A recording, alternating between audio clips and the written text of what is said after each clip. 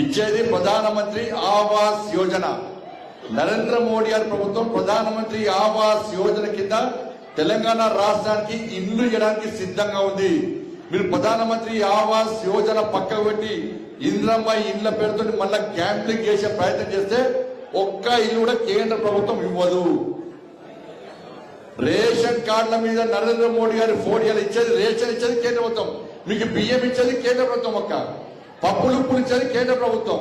ఇప్పుడు రేషన్ కార్డులు ఏమంటే రేషన్ కార్డుల మీద ముఖ్యమంత్రి గారు ఫోటో పెడతారు, కాంగ్రెస్ పార్టీ ఇంద్రమ్మ ఫోటో పెడతారు.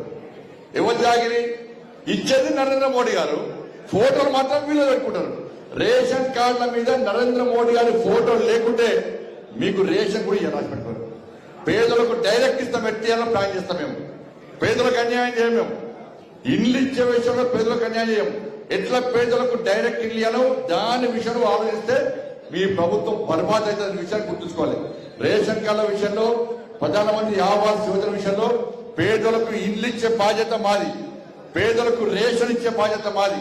కానీ పేర్లు మార్చి ఫోటోలు మార్చి మీ పథకాలుగా చిత్రీకరించే ప్రయత్నం చేస్తే కేంద్ర ప్రభుత్వం ఊరుకోదన్న విషయాన్ని గుర్తుంచుకోవాలి. పైసలు మనై పేరు మాత్రం కరీంనగర్ బీఆర్ఎస్ చెప్పుకుంటే కాంగ్రెస్ మళ్ళీ చెప్పుకుంటారు. వాళ్ళు 30,000 కోట్లు మిత్తి కడుతున్నారు సంవత్సరానికి. కాంగ్రెస్ 30,000 కోట్లు సంవత్సరం లోపలనే మిత్తి కడుతున్నారు.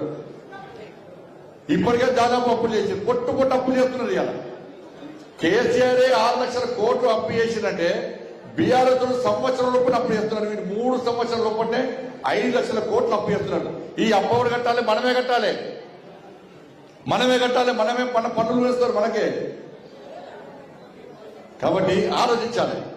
నిధులు ఇచ్చేది, అభివృద్ధి చేసేది కేంద్ర ప్రభుత్వం, ఇచ్చేది నరేంద్ర మోడీ గారి ప్రభుత్వం.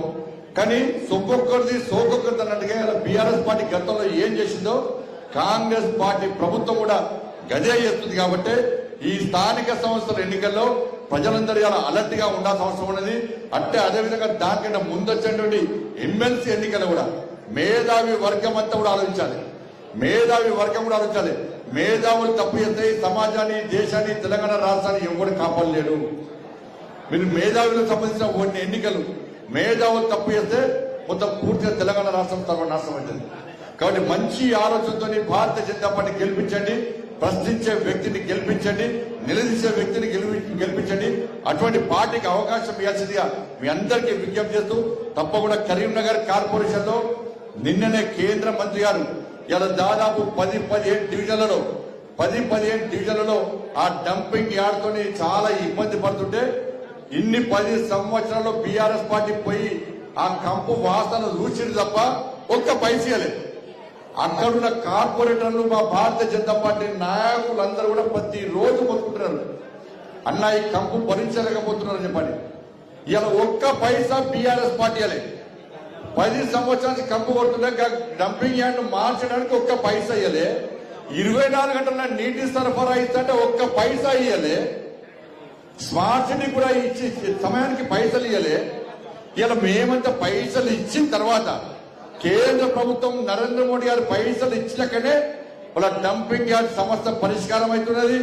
వాళ్ళ 24 అవర్స్ వాటర్ సప్లైను నిన్న ప్రారంభించాం. అబ్బో, మీరు పైసలు ఇస్తే మా మంత్రితో ప్రారంభిస్తే మీరు ఊకుందిరానే? ఇలా పైసలు మేమిచ్చినాం కాబట్టి, నరేంద్ర మోడీ గారి ప్రభుత్వం ఇచ్చింది కాబట్టి అలా గల్లా ఎగరేసి కేంద్ర మంత్రి వచ్చి నల్లా దింపితే 24 గంటల నీళ్లు ఆ 4 డివిజన్లకు వస్తున్నాయి. తప్పకుండా ఈ కరీంనగర్ కార్పొరేషన్ మాకు అప్పచెప్పండి, భారతీయ జనతా పార్టీకి అప్పచెప్పండి. కరీంనగర్ కార్పొరేషన్ మొత్తం 24 గంటల నీటి సరఫరా ఇప్పించే బాధ్యత ఇలా మేము తీసుకుంటాం. ఇలా కరీంనగర్ కార్పొరేషన్ భారతీయ జనతా పార్టీకి అప్పచెప్పండి. వాళ్ళ స్మార్ట్ సిటీ విషయంలో ఏ విధంగా అభివృద్ధి చేస్తామో కేంద్ర నిధులతో ఇంకా అభివృద్ధి చేస్తాం. గల్లీలో ఉన్న సమస్యలు కూడా పరిష్కరించడానికి భారతీయ జనతా పార్టీ సిద్ధంగా ఉంది. కేంద్రం పైసలు ఇస్తేనే అభివృద్ధి చెందుతుంది. కాబట్టి కేంద్రంలో నరేంద్ర మోడీ గారి ప్రభుత్వం ఉంది కాబట్టి ఇక్కడ కరీంనగర్ కార్పొరేషన్ లో భారతీయ జనతా పార్టీ జెండా ఎగరేస్తే పైసలు నేరుగా వస్తాయి. లేకుంటే ఇంతకుముందు సునీల్ రావు గారు చెప్పినట్టు ఇచ్చే పైసలు మనము దొబ్బిపోయేది మాత్రం బీఆర్ఎస్ దొబ్బారు, ఇప్పుడు కాంగ్రెస్ వాళ్ళు దొబ్బిపోతారు. కాబట్టి ఇచ్చేటువంటి అధికారం ఇస్తే నీతి నిజాయితీగా నిబద్ధతతోని అభివృద్ధి జరుగుతుంది. ఇచ్చేది మనమే, దోసుకపోయేది బీఆర్ఎస్ పార్టీ వాళ్ళు, కాంగ్రెస్ పార్టీ వాళ్ళు. కాబట్టి అందరూ ఆలోచించండి, మేధావి వర్గం ఆలోచించండి, కరీంనగర్ యువత